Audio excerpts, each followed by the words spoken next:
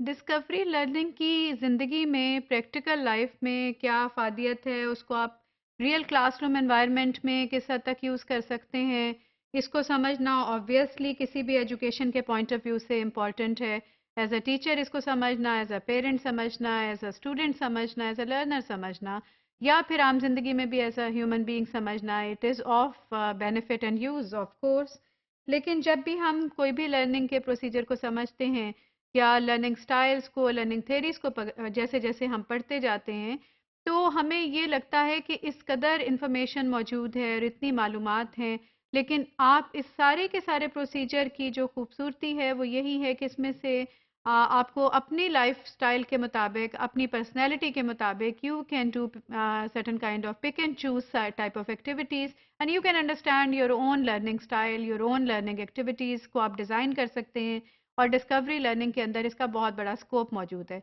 कोई भी एक मॉडल या कोई भी एक तरीकाकार आपको लर्निंग प्रोसीजर को कंप्लीटली समझने में मुआविन और मददगार नहीं हो सकता। ये क्लेम नहीं किया जा सकता कि एक फ्रेम हर तरह के मॉडल के लिए बिफिटिंग होगा, हर तरह के ब्रेन के लिए, इंसान के लिए बिफिटिंग होगा। It is not possible.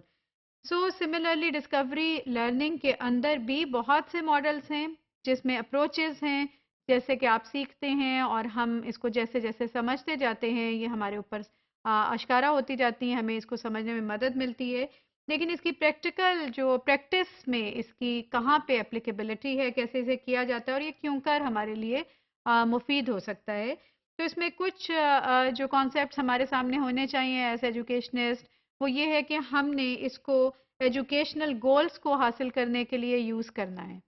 हम अपने क्लासरूम में सर्टेन करिकुलम क्लेम्स होते हैं, ऑब्जेक्टिव्स होते हैं, सिलेबस में एग्ज़ाम्स के। तो एज़ अ टीचर आप इसको यूज़ कर सकते हैं उन ऑब्जेक्टिव्स को हासिल करने के लिए, क्योंकि ये आपके स्टूडेंट्स में एक डीपर लेवल की अंडरस्टैंडिंग को डेवलप करता है। ये सुपरफिशियल एक्टिविटी को, सुपरफिशियल लर्निंग लेवल को नहीं रखता, लर्निंग को एक सुपरफिशियल या एक सरफेस लेवल पे नहीं रखता कि आज पढ़ा और कल को भूल गए, बल्कि जब आप खुद अपनी लर्निंग की एक्टिविटी को डिज़ाइन करेंगे तो आपका level of learning will become deep.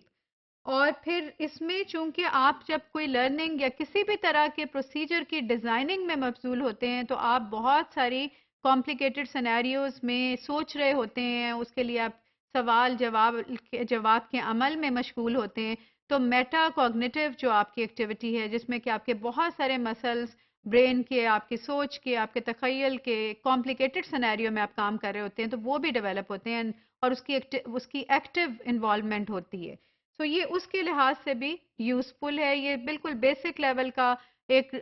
Lower order learning का ये कॉन्सेप्ट नहीं है, बल्कि it is obviously indeed a higher level learning, जिसके अंदर के आप बहुत सी डिज़ाइन की इब्तदा से लेके, इब्तदाई लेवल से लेके कॉम्प्लिकेटेड एनहांस्ड लेवल तक,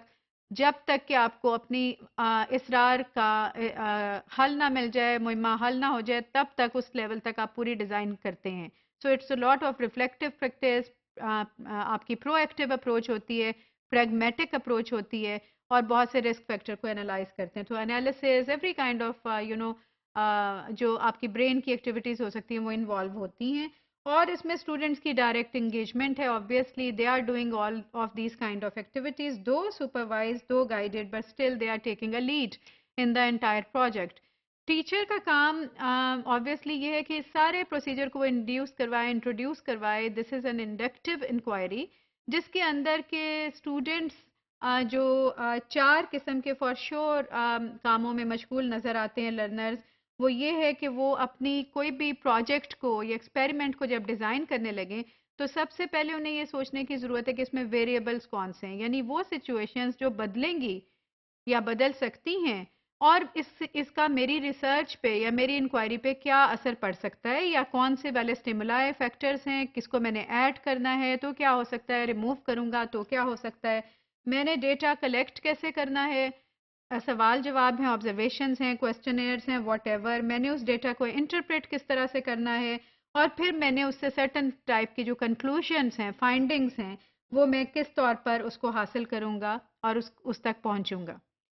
डिस्कवरी लर्निंग के थ्री मेजर कैरेक्टरिस्टिक्स हैं, जिसमें से कि पहला जो मेन इम्पॉर्टेंट कैरेक्टरिस्टिक है वो एक्सप्लोरेशन एंड प्रॉब्लम सॉल्विंग का है।